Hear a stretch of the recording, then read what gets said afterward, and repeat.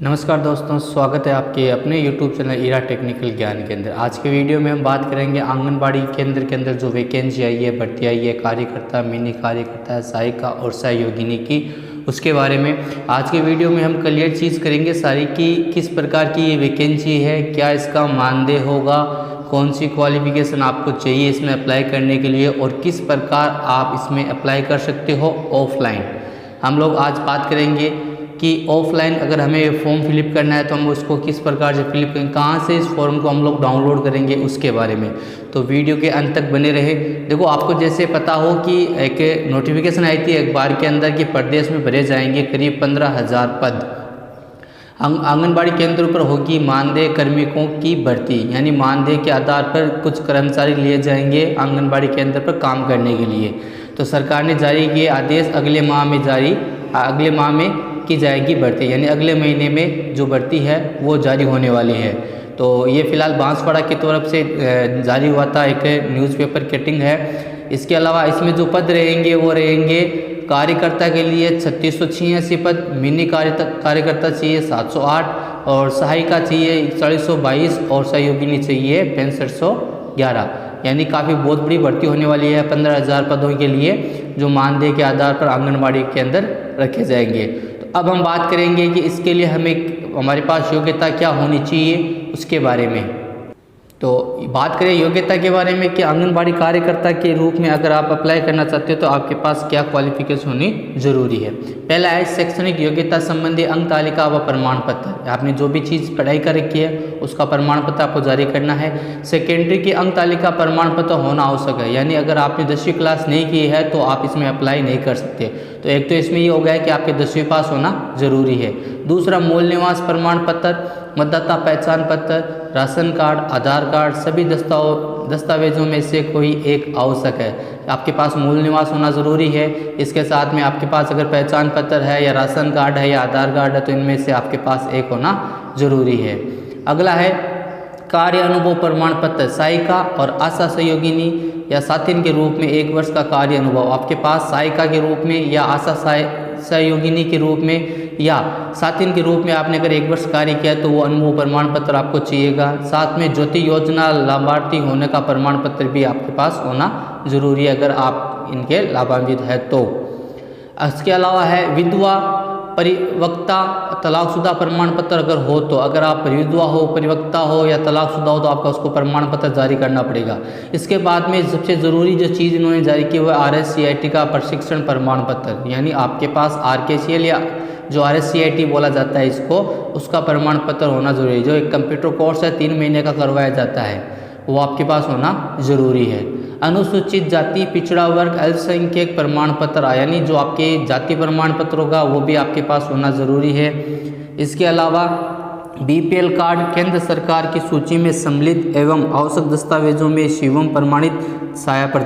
अगर आप BPL card धारक हो, आपके पास BPL सुविधाएं उपलब्ध है, मिल रही है आप लोगों को, तो आपको वो BPL कार्ड भी यहाँ पे उपलब्ध करवाना होगा। तो ये बात हो गई अपने कि जो प्रमाण पत्र या अपने को जो क्वालिफिकेशन चाहिए, जो हमारी एजुकेशन क्वालिफिकेशन है उसके बारे में। इसके साथ में हम बात करेंगे कि फ़िलहाल अभी जो भर्ती ये चल रही है वो ज़िले वाइज चल रही है। तो फ़िलहाल अभी 3 जिलों में ही इसका जो नोटिफिकेशन है वो जारी हुआ है, बाकी का जो होना है वो भी पेंडिंग है। 3 जिलों में है आपके झुंझुनू, इसके अलावा उसके बाद भरतपुर है, बूंदी है और दौसा है। सॉरी, ये 4 जिले हैं जिनमें अभी फ़िलहाल नोटिफिकेशन जारी हो चुकी है।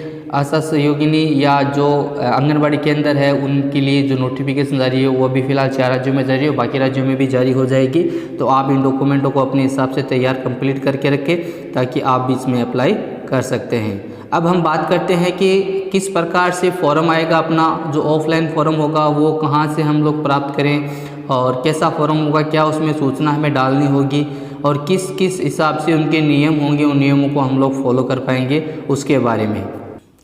तो आप देख सकते हैं मैंने एक PDF ओपन कर रखी है। ये आपके PDF जो है वो झुंझुनू ज़िले से है, वहाँ पर इसमें स्पष्ट दे रखा है 18/3/2021 को ये जारी हुई है PDF, और इसमें आपको सारी चीज़ें ये फिलअप करके बता देगा कि आपको क्या प्रोसेस करना है। देखो, ये फ़िलहाल इसमें दे रखा है आपके कि पंचायत समिति का नाम कि कहाँ झुंझुनू में कहाँ कौन कौन सी पंचायत समिति में ये अलाउ है और ग्राम पंचायत का नाम जिसके लिए सातिन चयन किया जाना है, यानी सातिन के लिए जो चयन होगा उनका आगे ग्राम पंचायत भी दे रखी है, पंचायत समिति का नाम भी दे रखा है, तो आप यहाँ से आराम से इजीली देख सकते हैं। अब बात करते हैं इनके लिए कुछ विशेष नियम होंगे, कुछ नोटिफिकेशन होगी, वो आप देख लें कि क्या इसमें आवश्यक है। कार्यकर्ता महिला संबंधित ग्राम पंचायत के स्थानीय निवासी होना चाहिए, यानी जिस गांव के लिए या जिस जिले में वो अप्लाई कर रही है, जिस गांव ग्राम पंचायत में अप्लाई करिए वहाँ की वो मूल निवासी होनी चाहिए। उसके घर में शौचालय होना ज़रूरी है। साथ में उसका नियमित उपयोग किए जाने संबंधी जो घोषणा पत्र है वो भी आपके पास होना ज़रूरी है। 2 नंबर है सातिन हेतु न्यूनतम योग्यता 10वीं उत्तीर्ण और विवाहित होना ज़रूरी है, यानी 10वीं पास होना ज़रूरी है, साथ में शादीशुदा भी होना ज़रूरी है। इसका जो मानदेय होगा, सातिन पद पूर्णतः स्वैच्छिक है और विभागीय परिपत्र 22/430 दिनांक 5/7/2017 संशोधन परिपत्र के अनुसार इसमें देखो दे रखा है दिनांक 4/9/2019 और 25/622। इसके अलावा इनके जो शर्तों के अनुसार ही इनका मानदेय होगा। इसके अलावा आवेदन 3 नंबर है आवेदक अपने फॉर्म के साथ शैक्षणिक योग्यता प्रमाण पत्र, यानी जो आपने 10th क्लास कर रखी है, इसके अलावा भी आपकी जो शैक्षणिक योग्यता है वो आपको अप्लाई करना है। मूल निवास देना है, जाति प्रमाण पत्र, आयु प्रमाण पत्र, विवाह प्रमाण पत्र, विधवा प्रमाण पत्र, तलाकशुदा प्रमाण पत्र, यानी जितने भी ये डॉक्यूमेंट हैं वो आपको अप्लाई करने हैं। साथ में कह चयन परिपत्र में के परिशिष्ट व्यय पर दिए गए मूल्यांकन परिपत्र का वर्णित मानदंड अनुसार होगा, यानी जो मानदंड दिया गया है वो परिशिष्ट बी के अकॉर्डिंग दिया गया है।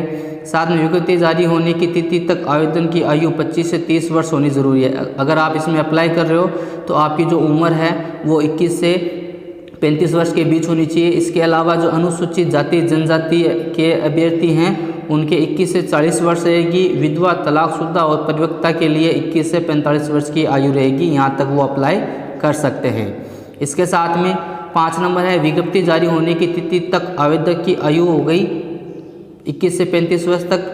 इसके बाद में 6 नंबर है आवेदन फॉर्म कार्यालय पर उप निदेशक महिला अधिकारिता झुंझुनू व विभागीय वेबसाइट www.wcd.rajasthan.gov.in से प्राप्त किए जा सकते हैं। तो फिलहाल अभी जो ये wcd.rajasthan.gov.in वेबसाइट है ये कुछ विशेष कारणों की वजह से ओपन नहीं हो पा रही, यानी इसमें आपको फॉर्म उपलब्ध नहीं होगा, लेकिन कुछ दिनों के बाद शायद इंशाल्लाह वो मिल जाएगा आपको। 7वां है योग्य अभ्यर्थी अपना पूर्ण भरा हुआ आवेदन पत्र 2 प्रतियों में स्वयं के प्रमाणित दस्तावेज के प्रति सहित इस कार्यालय में व्यक्तिगत या अथवा अन्य माध्यम से दिनांक 6/4/2021 को शाम 5 बजे तक जमा करा सकेगी। ये जो आपने फॉर्म फिलअप किया है उसको आपको 2 प्रतिलिपियों के रूप में भरना पड़ेगा, यानी एक की फॉर्म को आपका जो रिक्वायरमेंट है उसके 2 फॉर्म भरने होंगे, एक जैसे ही होंगे फॉर्म, उन दोनों फॉर्म को आपको फिलअप करना है और 6/4/2021 तक आपको 5 बजे तक यहाँ का जो कार्यालय है उस कार्यालय में आपको जमा करवाना है। 5 बजे पश्चात प्राप्त आवेदन की किसी प्रकार का विचार नहीं किया, यानी 5 बजे से पहले आपको ये फॉर्म सबमिट करवा देना है।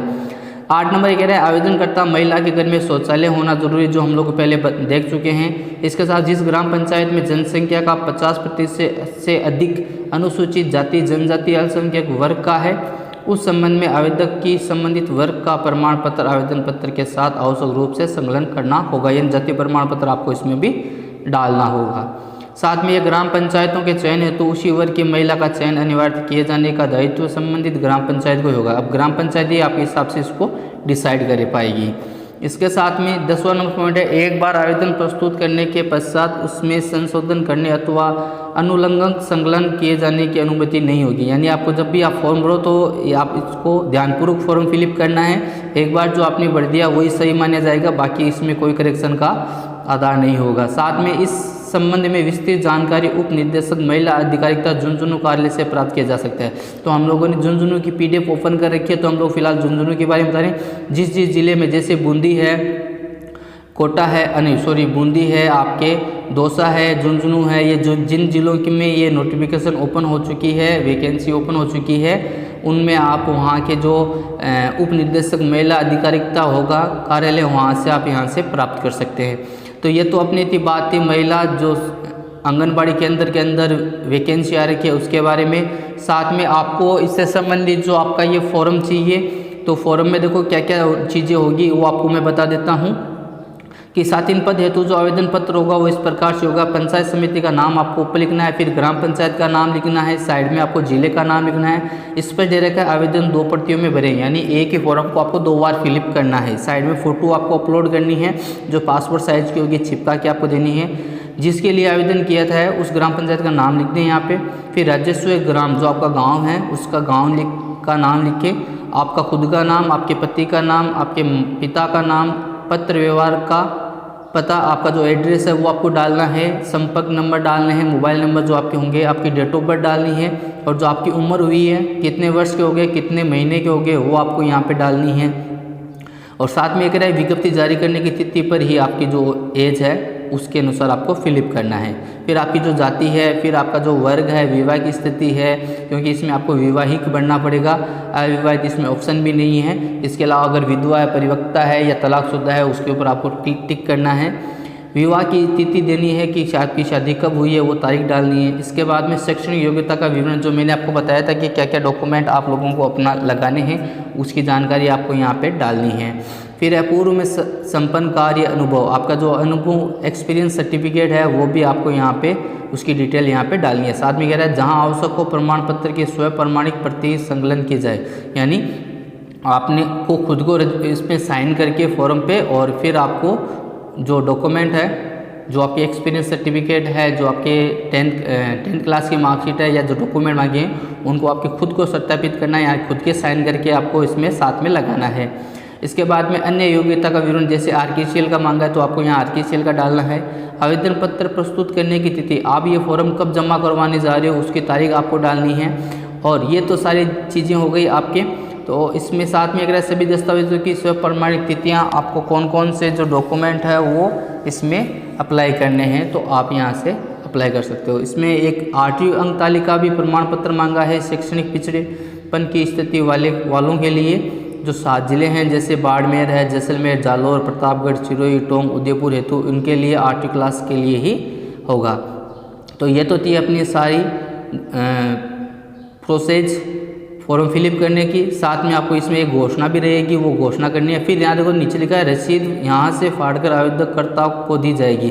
जब आप ये फॉर्म जमा करवाने के लिए जाओगे तो आपको यहाँ नीचे जो रिसिप्ट मिली है आवेदन पत्र प्राप्ति की रसीद, जिसमें आपने खुद का नाम, पति का नाम, आपका निवास कहाँ से है, आपकी ग्राम पंचायत का नाम, किस पद के लिए आपने अप्लाई किया है, उसमें सारा संकलन करके आप साइन करोगे और फिर आपको ये जो रेसिप्ट है वो आपको वापस रिटर्न मिल जाएगी ताकि आपका फॉर्म सबमिट हो गया उसका पुख्ता हो सके।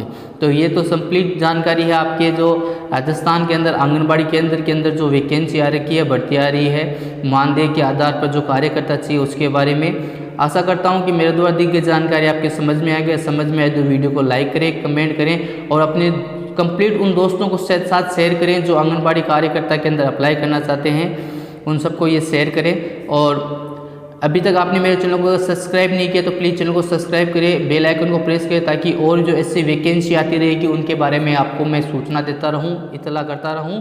तब तक के लिए धन्यवाद।